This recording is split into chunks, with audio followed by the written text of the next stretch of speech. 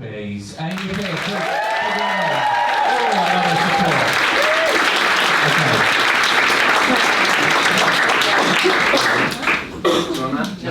Okay. Thanks for having me. I initially agreed, start before the timer. I initially agreed to do this in February because I thought if I do it in January I'd worry all over Christmas about it, and then I got a phone call on Sunday, I'm speaking too fast, asking me to step in last minute. So instead of worrying for a month, I've only worried 3 days. But I'm here. I've practiced it twice with my sister and I've cried both times, so bear with me. Okay, so Amy Pearce, thank you for having me. I'm a teacher. I got my dream job 7 years ago as head of special needs in a local comp. And I'm just going to tell you a bit about the A word, and that's fallen off, so I've just done that. Okay.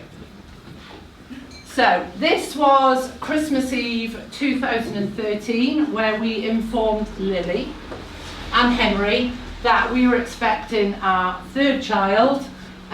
There were tears of joy. We gave them nappies and wet wipes, and so that was that news.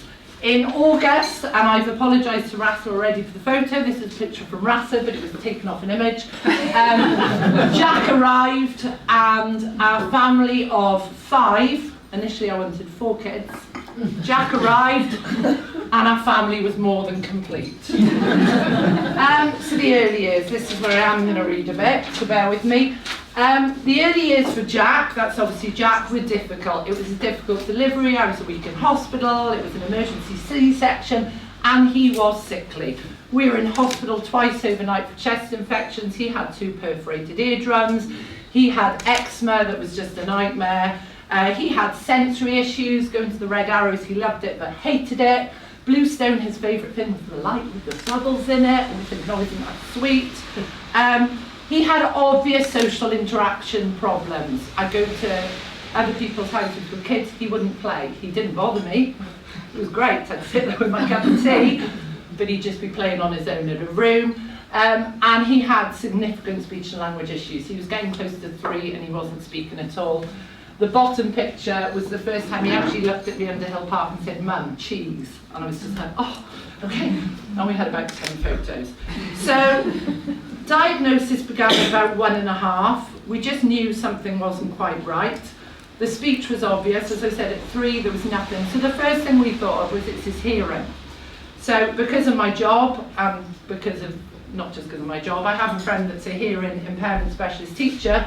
So I called her and she came round to the house and she did a few things with Jack, very basic, no technical stuff, and he didn't respond at all. Now apparently even a significantly deaf person would have turned around when she was shouting his name behind him.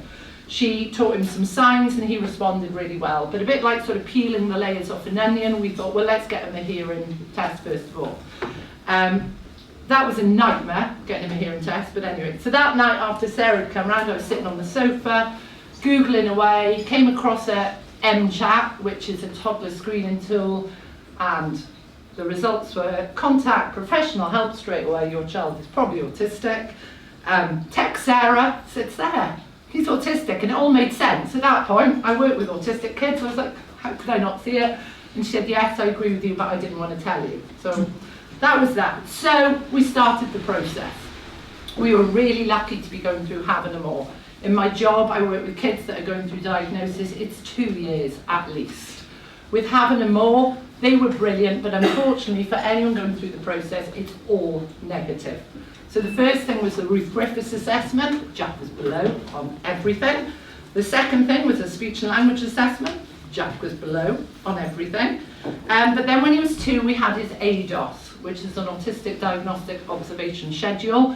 And I think Dave and I were probably a little naive. My husband, who's not here tonight, but is very supportive. I needed to get that in because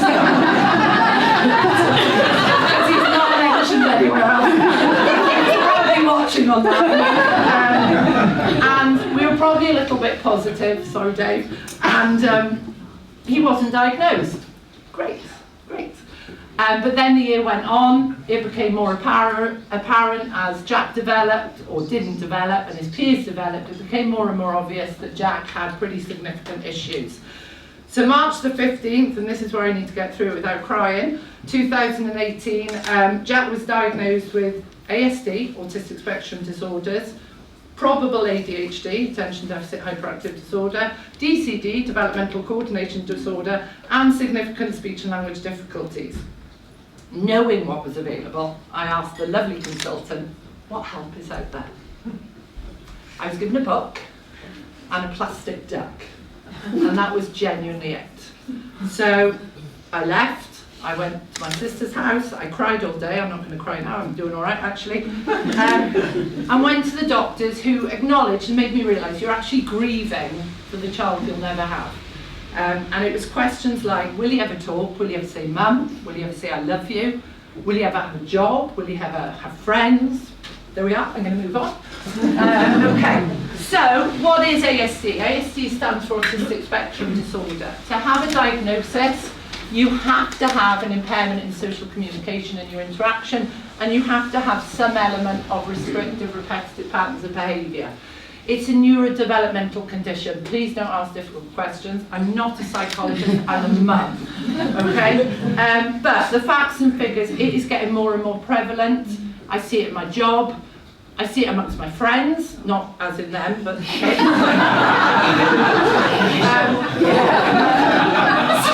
sorry everyone. But in 2018, I'm going to get the music going soon, 1 in 59 kids in the USA was diagnosed with autism.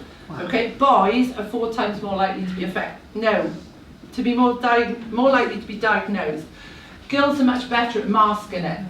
Girls can learn, they can look at, I'll look at all the ladies in the room, we look at other people, we know how to behave.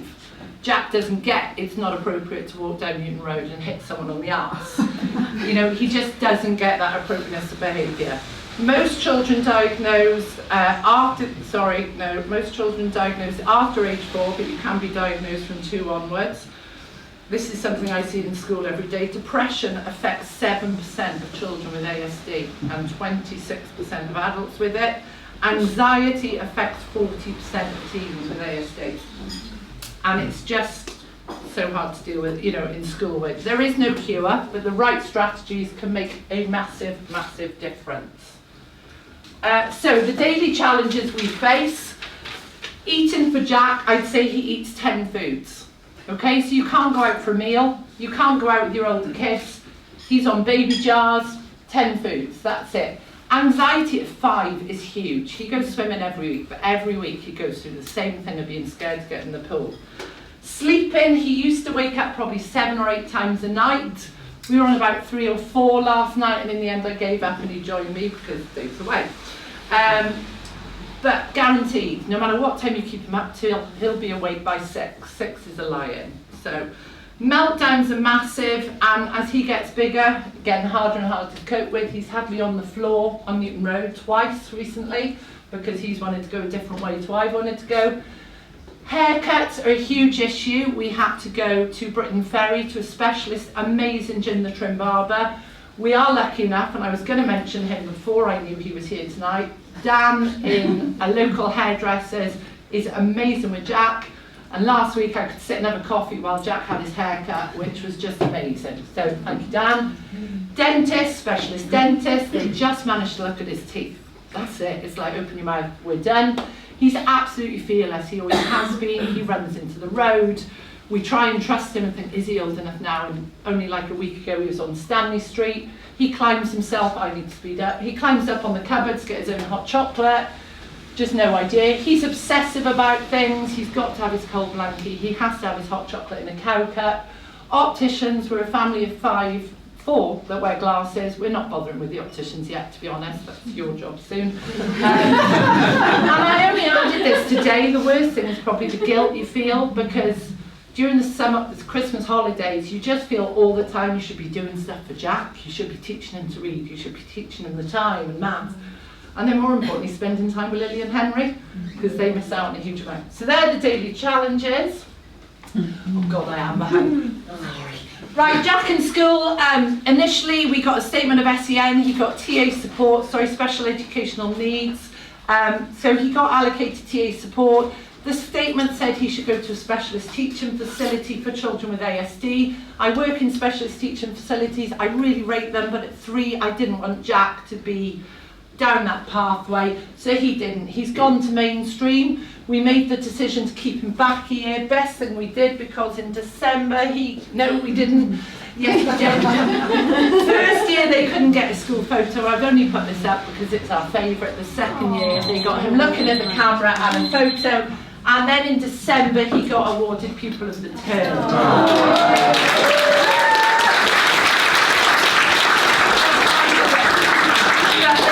That everything he does takes so much more than what every other child does. So he got that, which we were super proud with.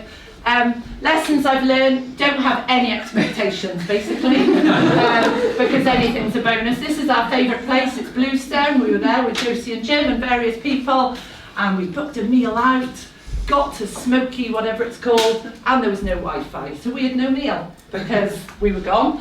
So anything else is a bonus, but then there are the positives. And the first time he said mum, the first time he said I loved you, last October 2 years ago, October half term, I spent a week on my kitchen floor and we potty trained him. I never thought that would happen.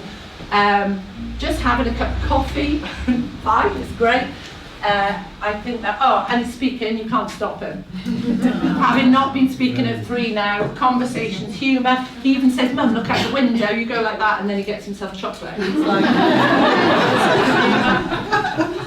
keep him sane, and I say this to every meeting I have with parents in school. Keep him sane is the most important thing, and so many of you are here tonight that help me keep sane, but this is my beautiful sister's mum. Couldn't have done it without them. Sitting in front of us is Jack's therapist, Laurie, who has just been amazing. Dan, the haircut, and Miss Franklin is TA. But it's about having time to yourself. And I always say to parents in school, unless you look after yourself, you're just absolutely useless to anyone. Oh, I'm out. If you just remember one thing, if you see someone, even if they've got a diagnosis or not, but they're struggling, be kind, smile, don't judge, offer help if you feel it's appropriate, and those that know me know that wine and grapes always does it.